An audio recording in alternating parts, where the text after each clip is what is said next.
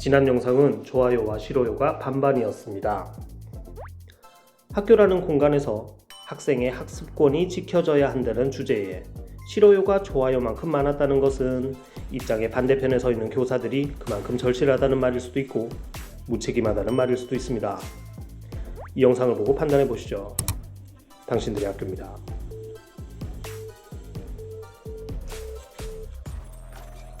현재까지 이 영상에 반대하는 것으로 보이는 댓글은 3개입니다. 공감할 수 없다는 댓글은 앞으로 좀 더 전달력을 높여야겠다는 각오를 다질 뿐 반박할 것은 아니라 제외했습니다. 또 그중 하나는 몸이 불편하신 분들을 비하하는 단어를 고의로 철자를 변형해 사용한 정황이 있어 신고 처리하였습니다. 나머지 2개 중 첫 번째를 보시죠. 정서적 빈곤은 학교가 해결해주는 것이 아니라 가정에서 해결해주는 겁니다. 상당 부분 맞는 말입니다. 아이의 건강, 발달, 정서, 사회성의 가장 큰 책임은 가정에 있습니다. 하지만 모든 책임이 가정에 있는 것은 아닙니다. 전 국민을 대상으로 하는 국가적 사업인 의무교육 대상자에는 그러한 가정이 없거나 역할을 거의 하지 못하는 가정에서 자라나는 아이들도 포함됩니다. 극단적인 경우가 아니라 하더라도 가정마다 경제적 사정도 다르고 상황도 모두 다릅니다. 모든 가정이 충분한 정서적 지원을 올바른 방법으로 할 것이라고 기대한다면 명확히 정책의 실패라고 말할 수 있습니다. 다행스럽게도 우리 헌법 제31조는 교육의 권리를 명시하고 있고 공교육은 모든 학생들에게 균등한 기회를 주도록 노력해야 합니다. 교육기본법 제9조는 지식의 전달이 아닌 전인 교육을 명시하고 있으므로 학생의 정서적 빈곤은 공교육에서 고민해야 하는 지점임이 명확해집니다. 현장체험학습은 학생들이 교실이라는 인위적 공간을 벗어나 실제 사회 환경 속에서 타인과 상호작용하는 법을 배우는 결정적 계기입니다. 연구에 따르면 숲체험이나 생태체험 학습은 초등학생의 사회성 함양에 유의미한 긍정적 효과를 미치며 특히 책임성, 자율성, 성취성 항목에서 높은 상관관계를 보인다고 하는데요.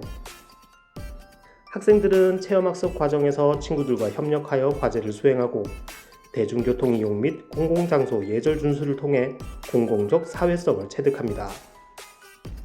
이러한 경험은 단순히 노는 날이 아니라 타인과 보폭을 맞추는 법을 익히는 실질적인 사회화 과정입니다. 공동체 속에서 작은 불편을 감수하고 규칙을 지키며 유대감을 형성하는 경험은 청소년기 공동체 의식 형성에 필수적입니다. 그리고 이런 종류 사회성은 가정에서 기르기는 어렵습니다. 지난 수십 년간 공교육은 이런 역할을 해왔고 그에 따라 학교에 대한 사회적 기대에는 분명 소풍이나 수학여행과 같은 교실 밖 활동이 큰 비중을 차지합니다.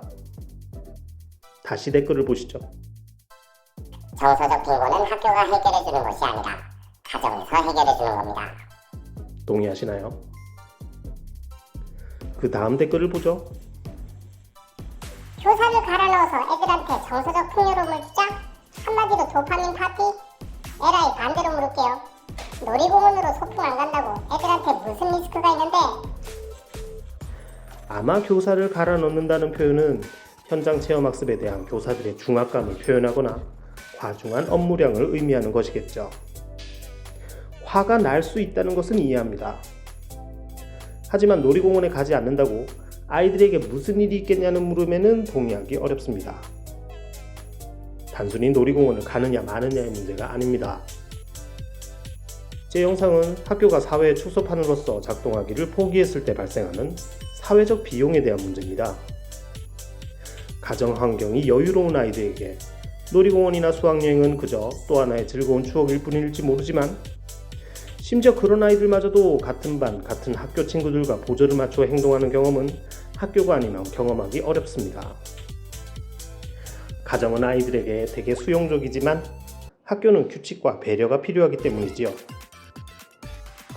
풍족하지 않거나 어떤 이유로든 체험 경험이 적은 아이들에게 학교의 체험학습은 생애 처음으로 부모의 품을 떠나 낯선 타인과 밥을 먹고 길을 찾고 공공의 규칙을 몸으로 익히는 유일한 사회화 통로입니다. 학교가 안전이라는 이유로 혹은 행정적 편의를 위해 이런 기회들을 하나둘 지원나갈 때 발생하는 리스크는 당장 눈에 보이진 않습니다. 하지만 그 결과는 명확해 보입니다. 공동체 의식의 결여, 공공장소에서의 에티켓 부재, 그리고 계층 간 문화 경험 격차 심화. 이것이 우리가 마주할 진짜 리스크입니다.